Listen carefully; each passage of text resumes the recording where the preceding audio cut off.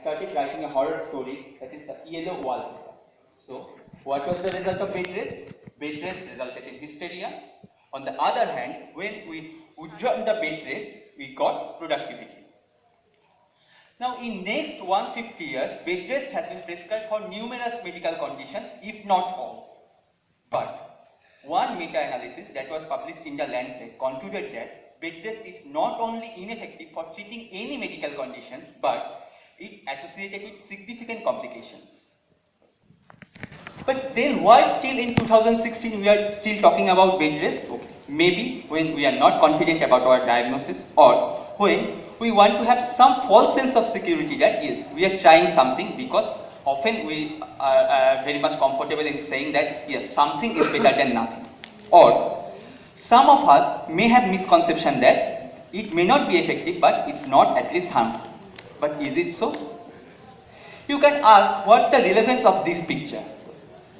This is because the bed rest physiology essentially simulates the physiology of space flight with long list of accompanying complications.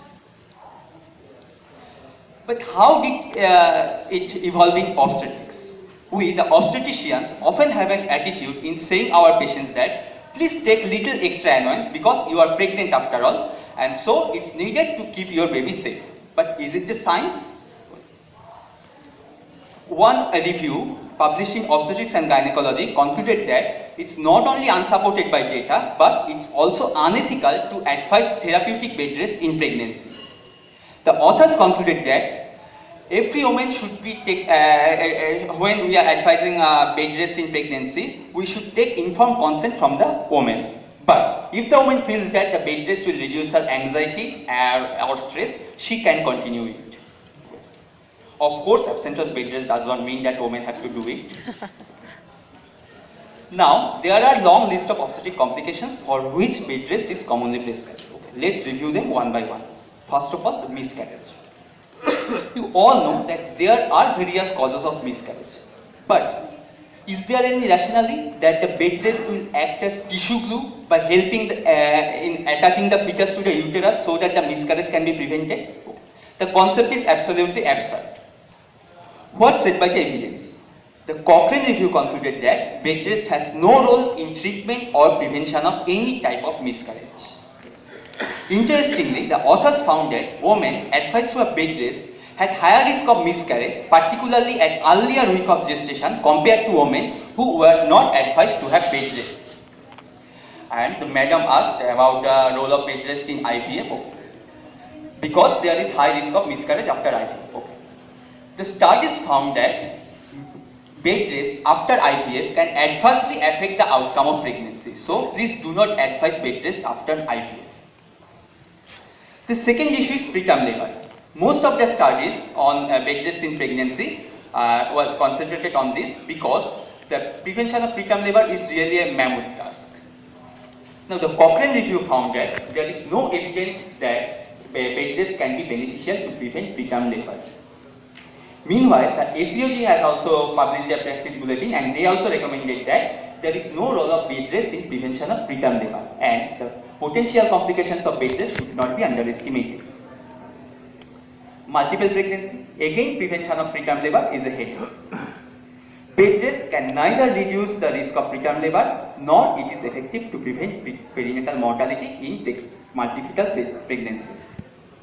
Now, cervical insufficiency. There is a common belief, rather common theory, popular theory that the reclining position in bed rest will reduce the force of gravity on the cervix.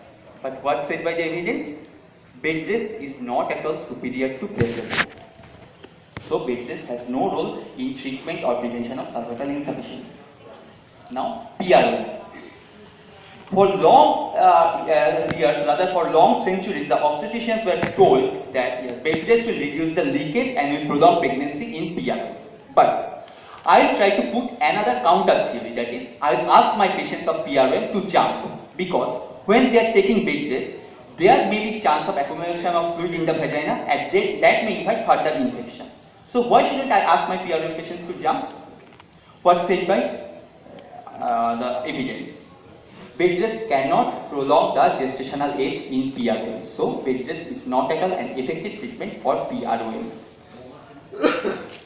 Now we are talking that bed rest is not beneficial, but what are the potential side effects?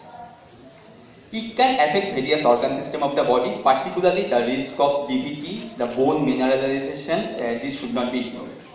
But it is mainly harmful for women with diabetes because of problem in glucose control.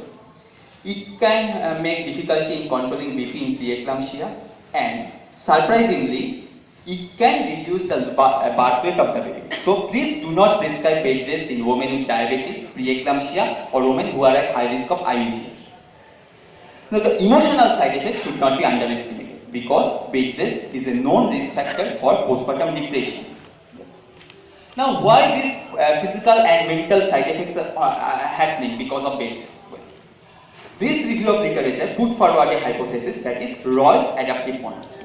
What's that?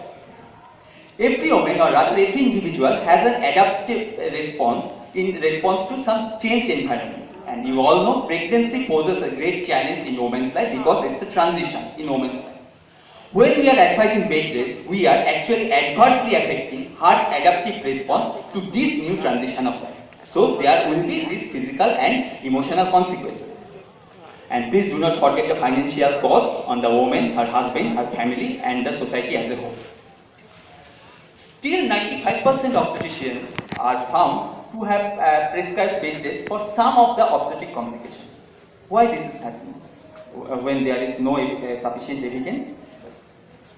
Maybe because we don't want to see this gloomy picture, because it's very much difficult to utter the word solved. Rather, we are comfortable to say that, yes madam, we have tried our best and we have tried something. Or maybe to some doctors, the word bed rest may seem to be soothing as well as therapeutic.